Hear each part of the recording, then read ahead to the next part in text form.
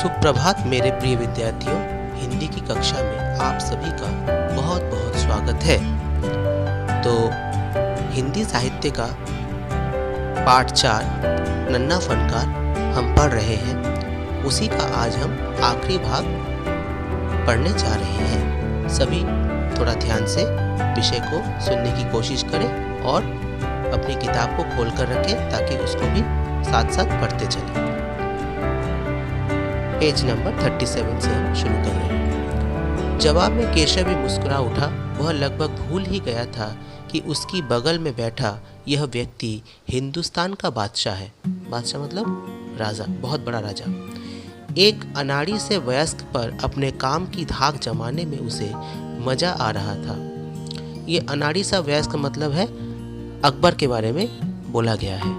ऐसा केशव सोच रहा था कि उसको अपने काम करवाने के लिए बादशाह अकबर को जो बातें कहनी पड़ रही थी तो उसको उसमें बड़ा अच्छा लग रहा था। वह बड़े ध्यान से देख रहा था कि अकबर किस तरह लकीरों को उकेर रहे हैं, लकीरों को बना रहे हैं। बादशाह से जरा सी भी चूक हो जाने पर फौरन उसकी त्योड़ियाँ चढ़ जाती। त्योड़ियाँ मतलब है भौं, आँखों के जो भौं होती हैं, आईब्रोज, उसको त्योड़ियाँ बोलती हैं।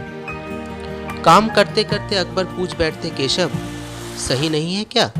और केशव सिर हिलाकर अपनी असहमति जता देता कि जिस काम में वो सहमत नहीं होता तो वो कहता कि नहीं, ये ठीक नहीं हो रहा। अकबर इत्मीनान से बैठ गए और केशव को काम करता हुआ देखने लगे। इत्मीनान का मतलब होता है आराम से बैठ गए, आराम से। अपने काम में खोए हुए उन दोनों को इस बात का एहसास नहीं हुआ कि आसपास मौजूद दूसरे संगतराश उन्हें बड़े कौतूहल से देख रहे हैं। तो आसपास के जो दूसरे भी काम करने वाले लोग थे वो उनको बड़े ही उत्साह से देख रहे थे। तो दूसरे जो काम करने वाले उनको संगतराश कहा गया है। अकबर ने गौर किया कि केशव पत्थर पर बने नमूने को ही नहीं तराश रहा था बल्कि अपनी तरफ से भी उनमें कुछ जोड़ रहा था जिससे वे डिज़ाइन ज़्यादा खूबसूरत लग रहे थे। तो अपनी तरफ से भी वो कुछ उसमें फेरबदल कर रहा था, कुछ नया कुछ तैयार कर रहा था जिससे कि वो और ज़्यादा खूबसूरत लग रहे थे। लड़के के काम करने के अंदाज को देखकर अकबर ने धीमे से कहा, केशव देखना, एक दिन तुम बड़े फनकार बनोगे। हो सकता है कि तुम एक दिन बहुत बड़े काम करने वाले बनो और मेरे कारखाने में काम करो। फनकार का अर्थ होता है कलाकार। कारखाना? कैसा कारखाना? केशव ने पूछा। बस एक बार ये महल तैयार हो जाए और लोग आगरा में आकर यहाँ रहने लगे तब मैं कारखाने बनवाऊंगा।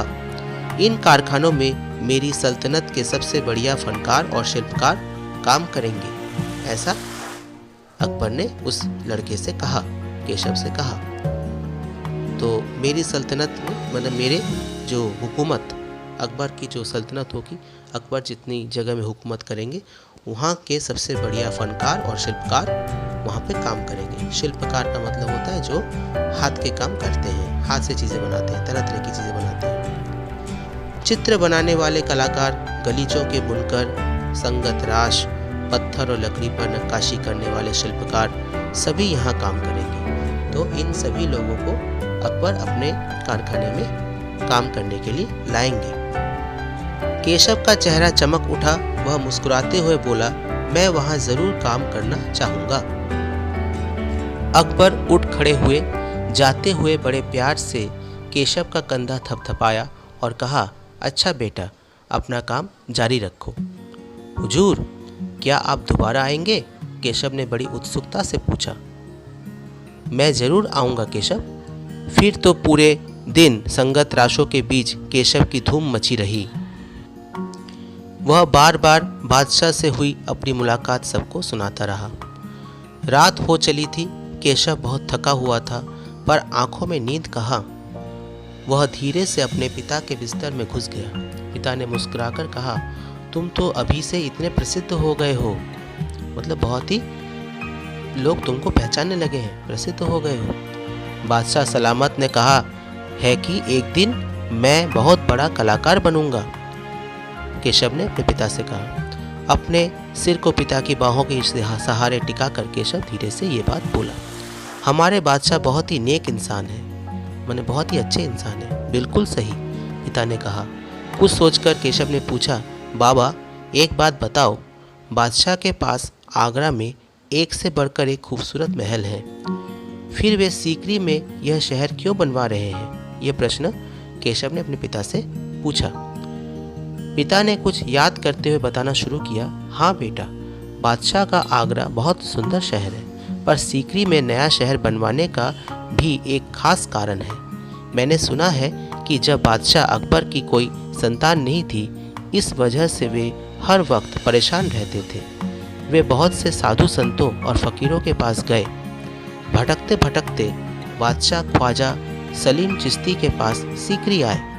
उन्होंने ही बादशाह को बताया कि उनके एक नहीं 3 संतानें होंगी। तो सलीम चिश्ती ने ही बादशाह अकबर को ये बात कहा था कि उनकी एक नहीं 3 संतानें होंगी, मतलब पुत्र होंगे। शहजादा सलीम, मुराद और दनियाल, केशव ने चहकते हुए कहा। बिल्कुल सही। तब बादशाह ने ख्वाजा सलीम चिश्ती के सम्मान में सीकरी में नगर बसाने का फैसला किया था। केशव ने कहा, अच्छा अब समझा, इसीलिए बादशाह अकबर ने अपने बेटे का नाम सलीम रखा है। हाँ, और इसी कारण हम यहाँ एक नए शहर के लिए पत्थरों को तराश रहे हैं। केशव उनिंदी आवाज में बोला, मतलब लंबी आवाज में बोलता गया। पिताजी ने देखा कि उसका लाडला बेटा सो गया है। तो यहीं पे हम ये पाठ समाप्त कर रहे हैं। तो आशा करते हैं कि आपको ये पाठ समझ में आया होगा। तो इस पाठ को फिर से दोबारा पढ़ें, खुद भी पढ़ें, और जो अगला काम होगा इस पाठ से संबंधित उसको देखते रहें क्या काम दिया जाएगा। प्रश्नोत्तर होगा इसके बाद। तो आज हम यहीं पर समाप्त कर रहे हैं। सभी बहुत सुरक्षित रहें और सतर्क रहें, पढ़ाई करते रहें। तब तक के लिए बहुत बहुत सबको शुभकामनाएं और धन्यवाद।